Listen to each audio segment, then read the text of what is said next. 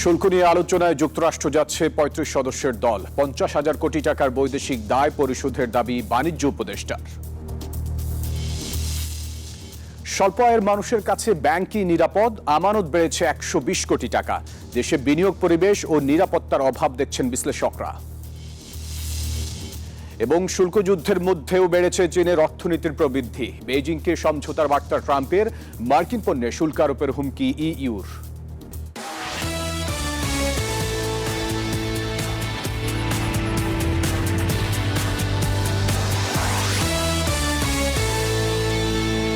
আমন্ত্রণ ব্যবসা বাণিজ্য আর অর্থনীতির সবশেষ খবর নিয়ে নিউজ 24-এর নিয়মিত আয়োজন পূবালী ব্যাংক পিএলসি বিজনেস টাইমে। দর্শক, আপনাদের সাথে আছি আমি ফয়সাল মাহমুদ। দেখছিলেন সংবাদ শিরোনামগুলি।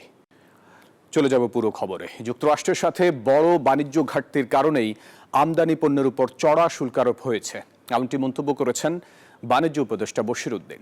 জানান, এই ঘাটতি মেটাতে আগামী সপ্তাহে অর্থ উপদেষ্টা সহ প্রধান উপদেষ্টার কার্যালয়ের উচ্চ পর্যায়ের প্রতিনিধি যাচ্ছেন যুক্তরাষ্ট্রে, যা দুই দেশের বাণিজ্য বাড়াতে সহায়ক ভূমিকা পালন করবে। এদিকে টাকার মান বাড়িয়ে মানুষের জীবন মান সহজ করার পরিকল্পনার কথাও জানান বাণিজ্য উপদেষ্টা। যুক্তরাষ্ট্রের বাজারে বাংলাদেশি পণ্যের রপ্তানি প্রায় $8 বিলিয়ন আর আমদানি $2.2 বিলিয়ন। দুই দেশের মধ্যে বাণিজ্য ঘাটতি $6 বিলিয়ন। এমন তথ্য জানিয়ে বাণিজ্য মন্ত্রণালয় বলছে, এই বিশাল ঘাটতির কারণে ট্রাম্প প্রশাসন নতুন শুল্ক আরোপ করেছে। তাই শুল্ক আরোপে 90 দিন সময়কে কাজে লাগাতে চায় বাংলাদেশ। বাণিজ্য উপদেষ্টা জানালেন, দেশটির সাথে বাণিজ্য ঘাটতি মেটাতে সব ধরনের যৌক্তিক চেষ্টা করছে তার সরকার। ট্রাম্প প্রশাসনের সাথে ভার্চুয়াল যোগাযোগের পাশাপাশি এবার বাংলাদেশের একটি উচ্চ পর্যায়ের প্রতিনিধি যাচ্ছে যুক্তরাষ্ট্রে। সচিবালয়ের সংগঠন বিএসআরএফ আয়োজিত মতবিনিময় সভায় এই কথা জানান বাণিজ্য উপদেষ্টা। যুক্তরাষ্ট্রের যে শুল্ক আরোপটা হয়েছে, এই শুল্ক আরোপটা হয়েছে মূলত আমাদের যে বাণিজ্য ঘাটতি আছে, আমাদের যে দেশের মধ্যে আমাদের বাণিজ্য যেখানে বেশি, আমাদের রপ্তানি বেশি আমদানি কম, এর মধ্যে যুক্তরাষ্ট্র একটা অন্যতম দেশ এবং যুক্তরাষ্ট্র ক্রেতা হিসেবে আমাদের একক বৃহত্তম দেশ। তো আমাদের জন্য বিষয়টা ডেফিনেটলি চিন্তা। জানান, অনেকটা বাধ্য হয়েই কেজি প্রতি সয়াবিন তেল 14 টাকা বাড়ানোর সিদ্ধান্ত নিয়েছে সরকার। হুঁশিয়ারি দেন পেঁয়াজের মজুতদারীদের বিরুদ্ধে। যদিও পেঁয়াজের এখন মৌসুম, বা কিছু মজুদ হচ্ছে। ভোক্তা ডিজি, ট্যারিফ কমিশনের চেয়ারম্যান এবং আমাদের কৃষি সচিব 3 জনকে ডেকেছি এবং আমরা কিছু পদক্ষেপ নেওয়ার চেষ্টা করছি। টাকার ক্রয় ক্ষমতা আমরা একরকম যদি রাখতে পারি, তাহলে পণ্য মূল্য বৃদ্ধি পেলেও আমার ধারণা যে একটা সংসারের খরচে চাপটা অতটা পড়বে না যতটা 14 টাকা দেখে মনে হচ্ছে। আগামী 2 সপ্তাহের মধ্যে বোরো ধান উঠলে চালের বাজারে স্বস্তি আসবে বলে মনে করেন বাণিজ্য উপদেষ্টা। সানাজি ইয়াসমিন, নিউজ 24, ঢাকা। এ যেন নেতিবাচক প্রবণতার এক ইতিবাচক প্রভাবের উদাহরণ। কেন্দ্রীয় ব্যাংকের তথ্য বলছে, দেশে বেড়েছে স্বল্প আয়ের মানুষের ব্যাংক অ্যাকাউন্টে আমানত। ব্যাংকিং খাত বিশ্লেষক এবং অর্থনীতিবিদরা বলছেন, দেশে বিনিয়োগ এবং ব্যক্তি নিরাপত্তা, এই দুই ধরনের অভাবেই স্বল্প আয়ের মানুষ টাকা রাখছেন ব্যাংকে। 1 বছরের ব্যবধানে ব্যাংকে স্বল্প আয়ের জামানতকারীর আমানত বেড়েছে 120 কোটি টাকা। আওয়ামী লীগ সরকারের 1.5 দশকের শাসনামলে দখল, ঋণ জালিয়াতি সহ নানা অনিয়মের স্বর্গরাজ্য ছিল দেশের ব্যাংক খাত। আগস্টে সরকার পতনের পর এ খাতের প্রকৃত চিত্র উঠে আসলে ব্যাংকের শাখায় শাখায় পরে টাকা তোলার হিড়িক। যদিও হিসাব বলছে, বছরের ব্যবধানে ব্যাংক খাতে বেড়েছে আমানত। শুধু স্বল্প আয়ের আমানতকারীদেরই বেড়েছে 120 কোটি টাকা। পাশাপাশি ব্যাংকে বেড়েছে স্বল্প আয়ের হিসেব সংখ্যাও। খাত বিশ্লেষকরা বলছেন, দেশের আইন শৃঙ্খলা পরিস্থিতির অবনতি হয় আগ্রহ হারিয়েছেন বিনিয়োগকারীরা। আর চুরি, ছিনতাই ও ডাকাতি বেড়ে যাওয়ায় ব্যাংকে টাকা রাখাকেই বেশি নিরাপদ মনে করছেন সাধারণ মানুষ। যখন ইন্টারিম গভর্নমেন্ট আসলো, তখন কিন্তু আইন শৃঙ্খলা পরিস্থিতির একটা অবনতি হলো। এই আইন শৃঙ্খলা পরিস্থিতির অবনতি হওয়ার কারণে মানুষ নগদ টাকা কাছে নিয়ে চলতেও চায় না, মানুষ নগদ টাকা বাসায়ও রাখতে চায় না। এই অর্থনীতিবিদদের মতে, ব্যাংকের ওপর মানুষের আস্থা ফিরে আসায় বেড়েছে আমানত। এখন তো অন্তত প্লান্ডারিংটা বন্ধ হয়েছে। নতুন যারা বোর্ডে দেওয়া হয়েছে তারা তো অন্তত চোর না। হ্যাঁ, জনগণের ডিপোজিটার্স মানি অন্তত এই সময় আর তো ব্যাহত হচ্ছে না। তো একটা কনফিডেন্স ফেরত আসতেছে। হ্যাঁ, বাংলাদেশ ব্যাংক চেষ্টা করতেছে। 2023 সালের চেয়ে গেল বছর কৃষক ও তৈরি পোশাক শিল্পের শ্রমিকদের ব্যাংক হিসেবের সংখ্যা 1.5 লাখ বেড়েছে। একই সময়ে অতি দরিদ্র মানুষের হিসাব সংখ্যা কমেছে 52% পর্যন্ত। মিনা ফিরদাউস, নিউজ 24, ঢাকা। যুক্তরাষ্ট্রের সাথে বাণিজ্য যুদ্ধের মধ্যেও বেড়েছে চীনের অর্থনীতির প্রবৃদ্ধি। তবুও থেমে নেই ট্রাম্প প্রশাসনের শুল্ক যুদ্ধ মোকাবেলায় চীনের লড়াই। এই লড়াইয়ে মিত্রদের কাছে টানতে মরিয়া শি জিনপিং সরকার। যদিও শুল্ক নিয়ে সমঝোতার দায় বেইজিংয়ের উপর চাপালেন ডোনাল্ড ট্রাম্প, বললেন বল এখন চীনের কোর্টে। এদিকে আলোচনা সফল না হলে কয়েকশো মার্কিন পণ্যে 25% শুল্ক আরোপের ঘোষণা দিয়েছে ইউরোপীয় ইউনিয়ন। ডোনাল্ড ট্রাম্প দ্বিতীয় মেয়াদে ক্ষমতা ফেরার পর থেকেই চীনের সঙ্গে যুক্তরাষ্ট্রের কূটনৈতিক সম্পর্কের অবনতি হয়, আর দুদেশের শুল্ক সংঘাতের আবহে তা তলানিতে থাকে। এখন চীন থেকে যুক্তরাষ্ট্রে পণ্য রপ্তানির জন্য 145% শুল্ক দিতে হয়। পাল্টা পদক্ষেপ হিসেবে চীনে যুক্তরাষ্ট্রের পণ্য প্রবেশের উপর 125% শুল্ক আরোপ করে বেইজিং। এই পরিস্থিতিতেও চীনের অর্থনীতির প্রবৃদ্ধি প্রথম প্রান্তিকে অর্থাৎ বছরের প্রথম 3 মাসে 5.4% বেড়েছে, যা তাদের প্রত্যাশাকেও ছাড়িয়ে গেছে। এরই মধ্যে যুক্তরাষ্ট্রের একতরফা হুমকি মোকাবেলায় ইউরোপের পর দক্ষিণ পূর্ব এশিয়ার দেশগুলোকেও পাশে থাকার বার্তা দিচ্ছে চীন। এরই অংশ হিসেবে ভিয়েতনামের পর মালয়েশিয়া সফর করছেন শি জিনপিং, যাবেন কম্বোডিয়াতেও। এদিকে শুল্ক যুদ্ধের আবহে ফের চীনকে সমঝোতার পথে হাঁটার বার্তা দিয়েছেন মার্কিন প্রেসিডেন্ট ডোনাল্ড ট্রাম্প। সাফ জানিয়েছেন এখন যা করার চীনকেই করতে হবে। এই শুল্ক যুদ্ধকে ট্রাম্প প্রশাসনের অপরিপক্ষ বাণিজ্য নীতির বহিঃপ্রকাশ বলছে ইউরোপীয় ইউনিয়ন। সতর্ক করেছে যুক্তরাষ্ট্রের সঙ্গে বাণিজ্য আলোচনা সফল না হলে কয়েকশো পণ্যের বেশিরভাগই 25% অতিরিক্ত শুল্কের আওতায় আসবে। আসমাতুলি, নিউজ 24। দেশের প্রধান পুঁজিবাজার ঢাকা স্টক এক্সচেঞ্জে সব মূল্য সূচকের পতনে লেনদেন শেষ হয়েছে। একই সঙ্গে আগের কার্যদিবসের তুলনায় লেনদেনের পরিমাণও কমেছে। বুধবার সপ্তাহের তৃতীয় কার্যদিবসে ডিএসইতে কমেছে সবকটি সূচকের মান। প্রধান মূল্য সূচক ডিএসই এক্স 26 পয়েন্ট কমে অবস্থান নেয় 5105 পয়েন্টে।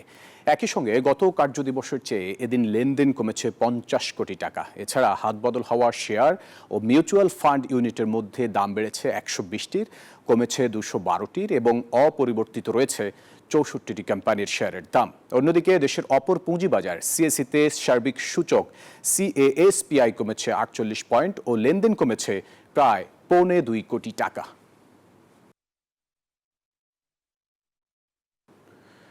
বিশ্বের সর্ববৃহৎ ডার্মাটোলজি প্রদর্শনী দুবাই ডার্মা 2025-এ অংশ নিয়েছে মেডিকেটেড স্কিন কেয়ার ব্র্যান্ড সিওটেল।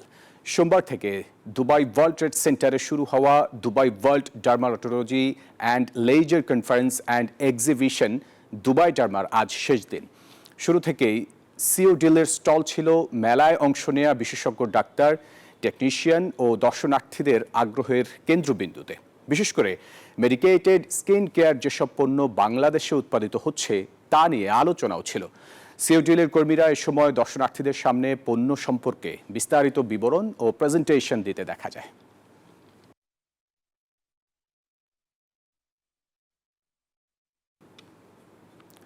পাল্টাপাল্টি শুল্ক আরোপের উত্তেজনার মধ্যেই মার্কিন বিমান নির্মাতা প্রতিষ্ঠান বোয়িং থেকে উড়োজাহাজ কেনা বন্ধ করতে যাচ্ছে চীন।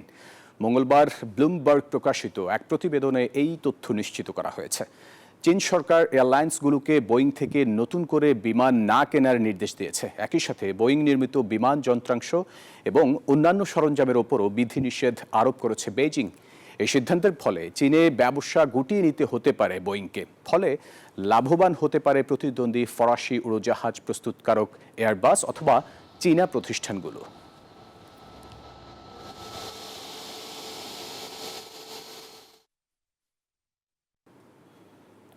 বর্তমানে ধীরে ধীরে মহাকাশ অর্থনীতিতে দৃশ্যমান হয়ে উঠছে সৌদি আরব। 2035 সালের মধ্যে মহাকাশ ভিত্তিক অর্থনীতিকে $3,160 কোটি উন্নীত করাই নতুন লক্ষ্য দেশটির।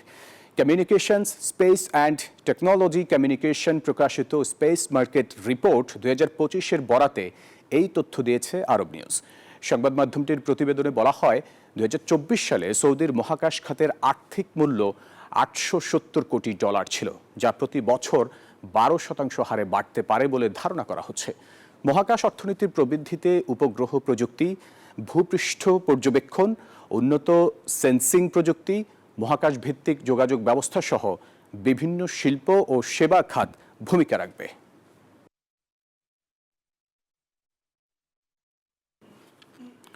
দর্শক, পূবালী ব্যাংক পিএলসি বিজনেস টাইমের সময় হলো একটা বিরতি। ফিরছি আর খবর নিয়ে, সাথে থাকুন। পূবালী ব্যাংক পিএলসি বিজনেস টাইমে আবারও স্বাগত। দর্শক, পেঁয়াজের ঝাঁজ বেড়েছে বগুড়ার বাজারে।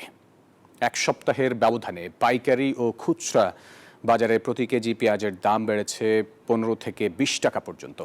ঈদের আগে ও পরে 35 থেকে 40 টাকা কেজিতে বিক্রি হওয়া পেঁয়াজ এখন বিক্রি হচ্ছে 55 থেকে 60 টাকা কেজিতে। বিক্রেতারা বলছেন, পাবনা, কুষ্টিয়ার হাটে দাম বেড়ে যাওয়ায় বগুড়ার বাজারে প্রভাব পড়েছে। এদিকে পেঁয়াজের দাম বেড়ে যাওয়ায় মিশ্র প্রতিক্রিয়া ক্রেতাদের।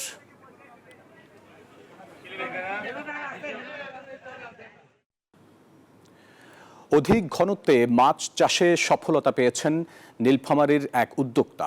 তার পুকুরে ব্যবহার হচ্ছে প্যাডেল হুইল অ্যারেটর। বেসরকারি একটি সংস্থার সহযোগিতায় এই প্রযুক্তি ব্যবহারের ফলে সহজ হচ্ছে পুকুরে অক্সিজেন সরবরাহ। এছাড়া প্রজনন সহ ত্বরান্বিত হচ্ছে মাছ চাষের প্রক্রিয়া। এই প্রযুক্তি ব্যবহারে কম খরচে অধিক উৎপাদনের কথা জানিয়েছে মৎস্য বিভাগ। আব্দুর রশিদের তথ্য ও ছবিতে ডেস্ক রিপোর্ট। নীলফামারীর ডোমার উপজেলার জোড়াবাড়ি ইউনিয়নের মাঝাপাড়া গ্রামের শিক্ষক রাকিবুল ইসলাম শিক্ষকতার পাশাপাশি পুকুরে মাছ চাষ করে ভাগ্য বদলেছে তার। মাছ চাষে নতুন প্রযুক্তি হিসেবে ব্যবহার করছেন প্যাডেল হুইল অ্যারেটর। এই প্রযুক্তি ব্যবহারে অক্সিজেন সরবরাহ বাড়িয়ে পুকুরে অধিক ঘনত্বে মাছ চাষ করা যায়। চলতি মৌসুমে 20 লাখ টাকা আয়ের স্বপ্ন দেখছেন রাকিবুল ইসলাম। সনাতন পদ্ধতিতে আগে দেখা যেত যে আমি যে প্রজেক্টে 5 বিঘাতে আমি 60 থেকে 70 মণ মাছ উৎপাদন হইতো 3 থেকে 4 মাসে, সেটাতে এখন আমি 200 থেকে 220 মণ মাছ আমার আসে আর কি। বেসরকারি সংস্থার সহযোগিতায় রাকিবুল ইসলামের মতো সফলতা পেয়েছেন স্থানীয় অনেকে। এখানে আমরা 8 থেকে 10 জন লোক এখানে কাজ করি, প্রতিদিন কাজ করি, খাবার দেই। মাছ মনে করেন কোনো রোগ বালাই হলে এটা দেখাশোনা। এই পুকুরে মাছ খুব ভালো হয় আর আমাদের মাছের কোনো রোগ বালাই নাই। নতুন প্রযুক্তি ব্যবহারে মাছ চাষে সম্ভাবনা দেখছে কৃষি বিভাগ। সঠিক দিক নির্দেশনা দিয়ে সহায়তা করছেন কৃষি কর্মকর্তারা। মানসম্পন্ন মাছের উৎপাদন বৃদ্ধিতে এবং গুণগত মান নিরাপদ মাছ উৎপাদনের জন্য প্রযুক্তি নির্ভর মাছ চাষের কোনো মৎস্যখামা গড়ে তোলার কোনো বিকল্প নেই। তো এরই সুবাদে আমরা গত অর্থ বছর আমরা রাকিবুল ইসলাম মাস্টারকে আমরা অ্যাকোয়াকালচার মেকানাইজেশনের অধীনে প্যাডেল হুইল অ্যারেটর স্থাপন করি। আমরা সবাইকেই আমরা উৎসাহিত করব যাদের সামর্থ্য আছে। সাধারণ একটা পুকুরে যে পরিমাণ মাছ উৎপাদন করি, একটা পুকুরে যদি অ্যারেটর ব্যবহার করা হয় তাহলে মাছের উৎপাদন 20 থেকে 25% বৃদ্ধি পায়। মাছ চাষে নতুন প্রযুক্তির ব্যবহার বাড়লে অর্থনৈতিকভাবে সমৃদ্ধ হবে দেশ, প্রত্যাশা সংশ্লিষ্টদের। Shoaib Shamim, desk report, news 24। Shariatpur সদর সাব রেজিস্ট্রার কার্যালয়ে দুদকের অভিযানে অন্তত 38 লাখ টাকার রাজস্ব ফাঁকি দেওয়ার অনিয়ম উঠে আসে। বুধবার দুপুরে দুদকের মাদারীপুর সমন্বিত জেলা কার্যালয়ের সহকারী পরিচালক আখতারুজ্জামানের নেতৃত্বে অভিযান পরিচালনা করা হয়। দুদক কর্মকর্তা জানান, শরীয়তপুর সদর সাব রেজিস্ট্রার কার্যালয়ে দলিলের শ্রেণী পরিবর্তন করে রাজস্ব ফাঁকি, অতিরিক্ত ফি আদায় করার কারণে এমন অভিযোগ ওঠে। পরে অভিযান পরিচালনা করে বিষয়টি প্রমাণিত হলে দুদকের পক্ষ থেকে পরবর্তীতে ব্যবস্থা নেওয়ার কথা জানানো হয়।